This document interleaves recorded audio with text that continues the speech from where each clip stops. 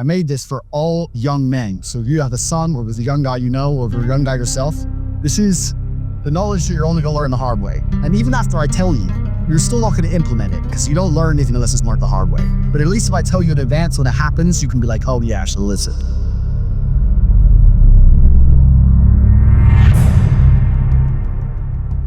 Young Kings, how good are you on your worst day? Are you good enough on your worst day to beat your opponent on their best day? This is the key to unlimited success. This was said to me by my kickboxing coach. He said, we have to train like you're gonna fight on the worst day. You might have a cold, might have COVID, might fucking broke up with your bitch, car might have broke down, bad night's sleep, who knows? And he might have everything going right. Could be a fucking perfect day for him. It's been the best week of his life. If you get knocked out, are people gonna start talking about, oh yeah, he got knocked out, but we know it was his worst day, another guy's best? They used to say he'd be lost. No room for excuses. You're trained that way. So people often talk about their personal best or best I can do. The best you can lift is 200 kilo on like a one-off sometimes. They'll say you can lift 200 kilo. You can't lift 100 kilo. You can lift 150 kilo every single time on your worst day. That's where your real performance level is, your worst day. Keep that in mind. Young Keys, too many of you value money as if money will save you from yourself. Every single one of you reading this should be focusing entirely on changing who you are as a man. You are where you deserve to be, and no amount of money will change who you are. I think I've told this story before. I've told it on a few podcasts. Anyone who watches my podcasts will know. I've said this loads of times. Money is an amplifier. You don't watch this channel because I'm rich. You watch this channel because not only am I rich and I made it all myself, which is unique, but I'm the big G. I was the big G before I was rich. Now the money amplifies, right? I was a street dog. Now I got much money, my teeth are bigger. If I never had any teeth, money ain't gonna change anything. I use this analogy all the time. You see a Lambo pull up, and the dork gets out. You're gonna think it's some super fucking crypto tech dork. He becomes a massive mega dork. You see a Lambo pull up, and a big G gets out, now he's a mob boss. The car amplifies who the person is. It doesn't change who the person is. The car is not gonna make the Geep a mob boss. It's just gonna amplify who you already was. Money's an amplifier. So a lot of you people out here chasing money, you need to strongly look at who you are as a character in the simulation. I know in the simulation I'm the final boss. You know it. You fucking were fighting the enemies. You walk in the last boom. It's Tate. You're like, how the fuck's? I'm the final boss in the simulation. I was that before I had money. You need to look at yourself as a character and decide who you are and decide if having all of those qualities amplified is gonna be a good thing. If you're a little simp for pussy, if you're a little bitch for women, and you get rich, you think you're less of a bitch? You think you're not in your Playboy?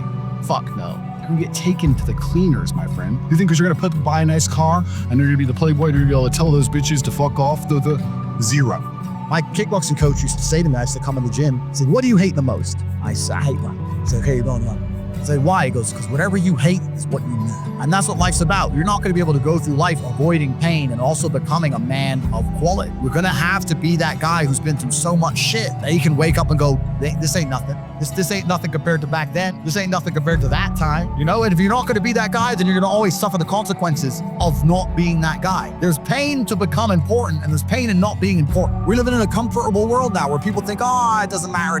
But you know what? To some degree, it does matter. It does matter, and I'll tell you who it matters to. It matters to your soul, and it matters to God. I stand in the mirror with a pure heart. I know I am the best version of me that could possibly ever exist. I know that God is proud of me. There's nothing that God hates more than sloth and laziness. If God were to create a man, and that man were to sit around and do fuck all, God will frown upon you. It's why you're never lucky. Start to work. Start to show God the beauty of his own creations. You'd be amazed how lucky you are. All these men are out here complaining that things are difficult. The reason it has value is because it's difficult. If it was easy, everyone would have it, and it wouldn't have any value. The fact that it's hard to do is the reason it has a value in the first place. How are you to complain that it's hard to be the man, but then also understand that being the man has value? They are linked. You cannot separate the two. It's a logic fail. If you love the fact, if you love the idea of being that character you dream of yourself to be, then you should love the fact it's hard to become that man, because it means no one else can do it.